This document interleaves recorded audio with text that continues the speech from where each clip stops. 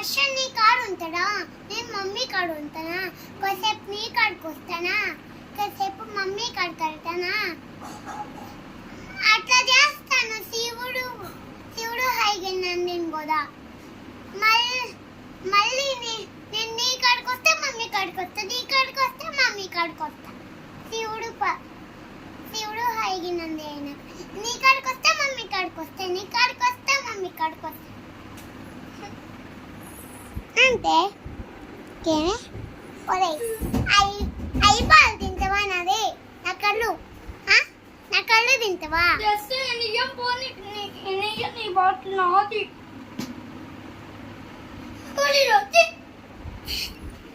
ఇదిగో అయి బాల్.